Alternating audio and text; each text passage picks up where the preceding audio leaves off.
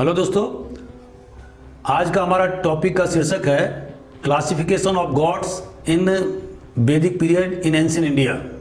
प्राचीन भारत में वैदिक काल में ईश्वर का वर्गीकरण। तो आज मैं ऋग्वैदिक पीरियड और लेटर वैदिक पीरियड, इस पीरियड के दौरान क्या क्या क्लासिफिकेशन हुआ, क्या चेंजेज आए, उसके बारे में हम बताना चाहते हैं। जैसा कि दोस्तों आप जानते हैं कि ऋग्वैदिक पीरियड का जो काल है वो 1500 बीसी से लेके 1000 बीसी तक है, जिसमें ऋग्वेद की रचना हुई थी। और उसके बाद में 1000 बीसी से लेकर के 600 बीसी तक 3 अन्य वेद जैसे सामवेद, यजुर्वेद और अथर्ववेद की रचना हुई थी। तो आज मैं classification of gods during the Rigvedic period and later Vedic period, इसके बारे में व्याख्या प्रस्तुत करूंगा। तो जैसा कि दोस्तों आप जानते हैं कि ऋग्वेद में सबसे ज़्यादा जो महत्वपूर्ण गॉड है या ईश्वर है वो है इंद्र, और 250 श्लोक इंद्र के बारे में लिखे गए हैं। इंद्र को वर्षा कराने वाला भगवान भी कहते हैं, रेनिंग गॉड, और जिसके हाथ में वज्र होता है जो दुश्मनों को खत्म कर देता है। इंद्र ने दुश्मनों से या दस्युओं से युद्ध में लीडरशिप की भूमिका निभाई और उनका खात्मा किया। इसलिए इंद्र को पुरंदर भी कहा जाता है, डिस्ट्रॉयर ऑफ फोर्ट्स, जिसने किले को ध्वस्त किया। डिस्ट्रॉयर ऑफ एनिमीज, शत्रुओं का दुश्मन और संहार करता।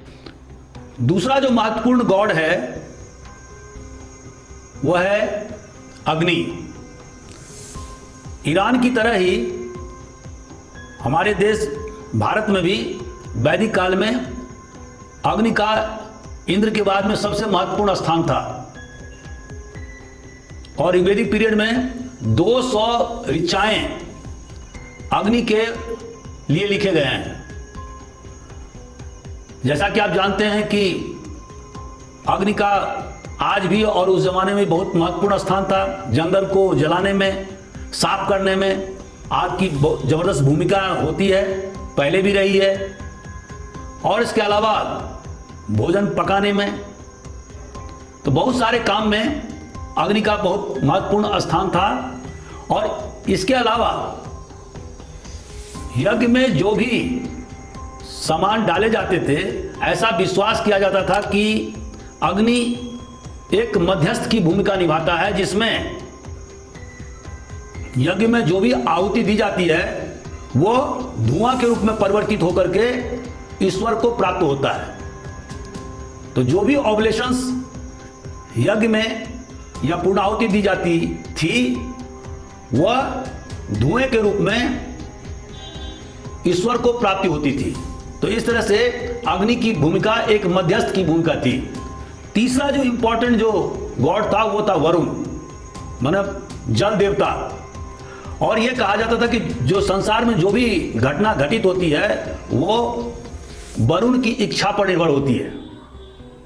इसीलिए वरुण का भी महत्वपूर्ण स्थान था ऋग्वैदिक काल में। इसके अलावा दोस्तों बहुत सारे गॉड थे, ईश्वर थे, जो छोटे छोटे, जिनका ज़्यादा महत्वपूर्ण स्थान नहीं था, फिर भी, जैसे यम, मृत्यु देवता, Surya, sun god, Maruts, god of storm, तूफान का देवता, अदिति, उषा, ये फीमेल गॉडेसेस हैं जो सुबह के देवता।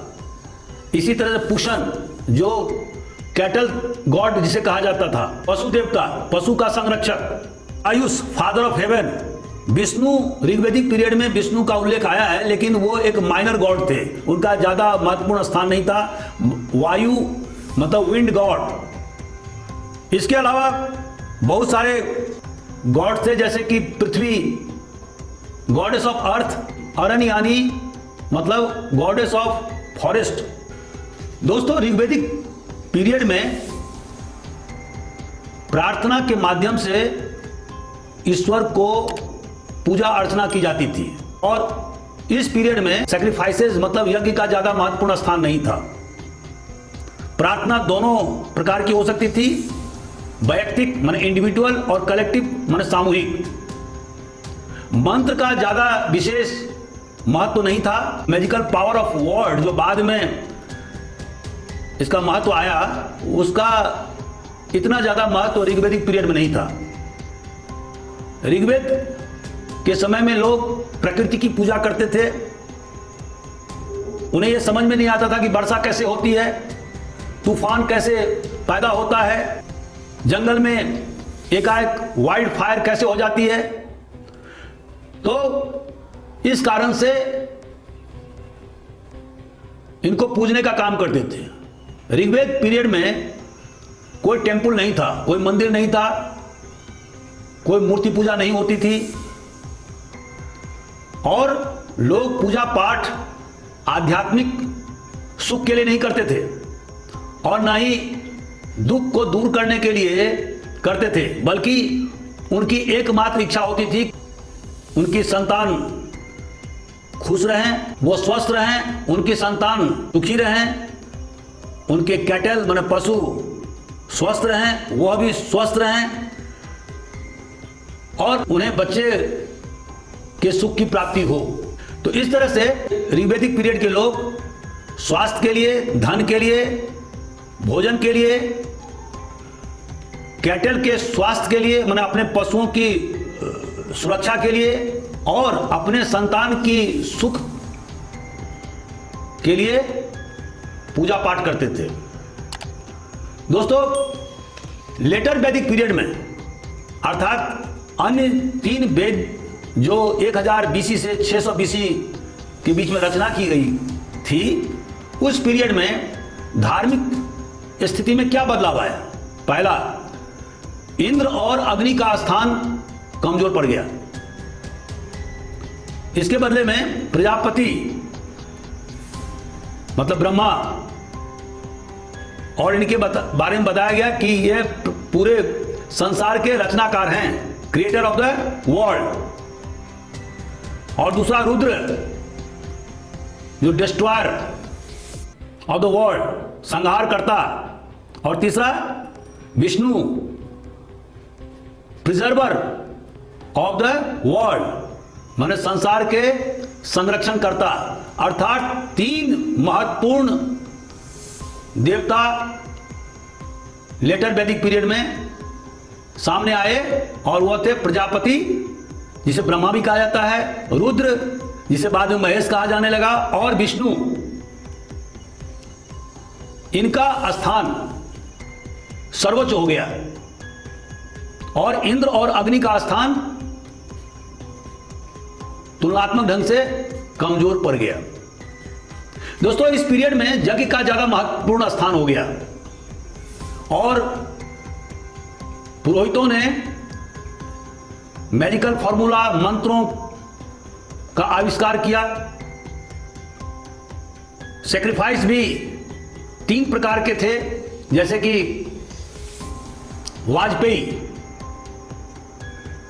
चैरियोट रेसिंग, और जिसमें यह सुनिश्चित किया जाता था कि राजा और या उसके पुत्र चैरियोट रेसिंग में अपने रिश्तेदार नातेदारों से आगे बढ़कर के जीत लें। और यह अक्सर वाजपेयी माने chariot racing letter Vedic period में किया जाता था और इससे राजा की ताकत और प्रभुत्व जनता के सामने में परिलक्षित होता था। दूसरे प्रकार के यज्ञ का नाम था अश्वमेध और इस यज्ञ के द्वारा राजा अपने आसपास के क्षेत्र को अपने इलाके में मिला लेता था, एनेक्स कर लेता था। घोड़े को यज्ञ करने के बाद में घोड़े को छोड़ दिया जाता था 3 दिन तक और जहां तक घोड़ा जाता था वहां तक का राज्य या इलाका राजा अपने अधीन कर लेता था। और तीसरे प्रकार का यज्ञ का नाम था राजसूय यज्ञ, जो राजा के द्वारा अपने प्रभुत्व को स्थापित करने के लिए किया जाता था। इस काल में 3 प्रकार के पुरोहित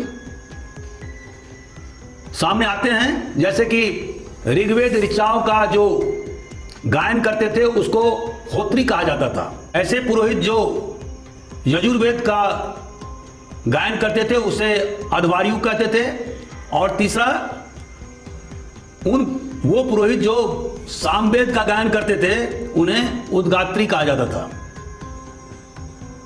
दोस्तों, इस पीरियड में ब्राह्मणों ने धीरे धीरे पुरोहित का कार्य में एकाधिकार प्राप्त कर लिया और उनके द्वारा अनेक प्रकार के मंत्रों का रचना किया गया। यज्ञ का ज्यादा महत्वपूर्ण स्थान हो गया, और जो ऋग्वेदिक काल में जो प्रार्थना का स्थान था या जो प्रकृति की पूजा का स्थान था, उसके बदले में अब मूर्ति पूजा और यज्ञ का स्थान सर्वोच्च हो गया। इस काल में भी फीमेल डिटी जैसे कि उषा, अदिति या सरस्वती नदी का उल्लेख मिलता है, लेकिन प्रतिसत्तात्मक समाज में पुरुष गॉड का ज्यादा महत्वपूर्ण स्थान था बनस्पत की महिला गॉडेस का। दोस्तों, लेटर वैदिक पीरियड के अंतिम समय में विभिन्न प्रकार के यज्ञों और राइचुअल्स,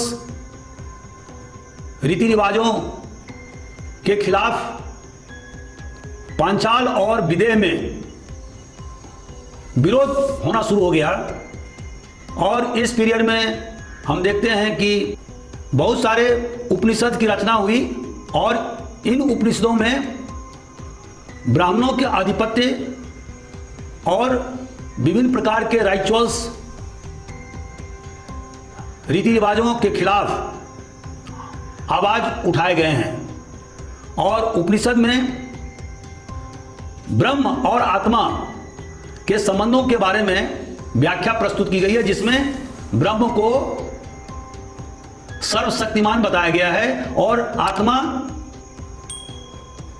से ब्रह्म का रिश्ता क्या होगा इसके बारे में विस्तृत व्याख्या की गई है। आत्मा को अजर अमर कहा गया है और ब्रह्म को सुप्रीम पावर कहा गया है, और दोनों में अन्योन्याश्रय संबंध की बात कही गई है। दोस्तों, बाद में 8वीं-9वीं शताब्दी में हमने शंकराचार्य के द्वारा जो अद्वैत वेदांत फिलॉसफी के बारे में जानते हैं, उसकी आधारशिला लेटर वैदिक पीरियड के अंतिम समय में, खास करके उपनिषद के समय में ही इसकी शुरुआत हो चुकी थी। तो इस तरह से हम देखते हैं कि ऋग्वेद से लेटर वैदिक पीरियड के समय में धार्मिक मामलों में भी परिवर्तन हुए। जहां पर ऋग्वेद काल में लोग प्रकृति पूजा पर निर्भर करते थे, मूर्ति पूजा नहीं था, किसी प्रकार का कोई मंदिर नहीं था, लोग पूजा उपासना आध्यात्मिक संतुष्टि के लिए नहीं करते थे या सांसारिक दुखों को दूर करने के लिए नहीं करते थे, बल्कि अपने संतान की सुख समृद्धि, अपने पशुओं की सुरक्षा के लिए करते थे, धन प्राप्ति के लिए करते थे। जो इंद्र का महत्वपूर्ण स्थान ऋग्वेदिक पीरियड में था, बाद के वर्षों में वह स्थान अब प्रजापति, रुद्र और विष्णु, 3 महत्वपूर्ण ईश्वर के द्वारा स्थान प्राप्त कर लिया गया। और इसी तरह से हम देखते हैं कि यज्ञ का बोलबाला हो गया, राइचुअल्स बहुत ज्यादा हो गए, अनेक प्रकार के अनुष्ठान जैसे यज्ञोपवीत, गर्भाधान, चूड़ कर्म, जातक कर्म आदि राइचुअल्स का उपयोग किया जाने लगा। समाज में ब्राह्मणों का प्रभुत्व बढ़ने लगा, क्योंकि मंत्रों को सही ढंग से उच्चारण करने, विभिन्न प्रकार के ऋचाओं को रचना करने के कारण वैदिक नॉलेज पर उनका एकाधिकार स्थापित हो गया। और इसी के प्रतिक्रिया स्वरूप हम देखते हैं कि लेटर वैदिक पीरियड के अंतिम समय में विभिन्न प्रकार के उपनिषदों की रचना हुई, और जिसमें आत्मा को अजर अमर बताया गया, उसे परब्रह्म के साथ में संबंध स्थापित करने का प्रयास किया गया, जो कि बाद में शंकराचार्य द्वारा वेदांत फिलॉसफी की रचना की गई। Thank you very much.